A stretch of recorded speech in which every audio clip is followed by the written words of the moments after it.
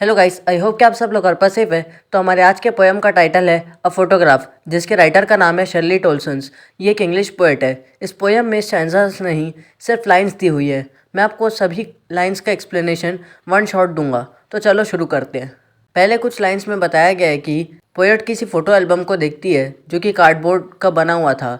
इस फोटो में पोएट को 3 लड़की दिखाई दी, जिसमें बीच वाली लड़की की हाइट बहुत बड़ी थी और उसके आजू बाजू दोनों लड़कियों की हाइट बहुत छोटी थी।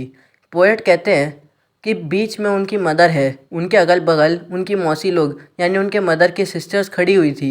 पोएट बोलती है इस फ़ोटोशूट के टाइम उनकी मदर की एज 12 ईयर्स थी और ये फ़ोटो तब की थी जब पोएट की माँ और उनकी मौसी सी साइड हॉलीडेज़ में घूमने गए हुए थे। आगे पोएट बताती है उस फ़ोटो को उनके अंकल ने ली थी। पोएट कहती है शायद मेरे अंकल ने उन लोगों को पोज देने के लिए कहा था और उन्होंने पोज के फॉर्म में सिर्फ मुस्कुरा दिया था और उनके बाल उनके चेहरे के सामने आ रहे थे, जिसकी वजह से उनका चेहरा थोड़ा सा छिप रहा था। और पोएट कहती है उन 3 लड़कियों में पोएट की मदर ने एक ऐसी स्माइल दी जिसकी वजह से उनके अंकल का ध्यान उनके ओर अट्रैक्ट हो गया। पोएट बताती है ये फोटो उनके बर्थ के पहले की है और उस वक्त उनकी मदर बहुत चेंज थी और अब वो और ज़्यादा चेंज हो गई है। अब पोएट ने उस फ़ोटो को देखना बंद कर दिया और सोचने लगी कि उनकी मदर ने उन्हें उस फ़ोटो के बारे में क्या बताया था।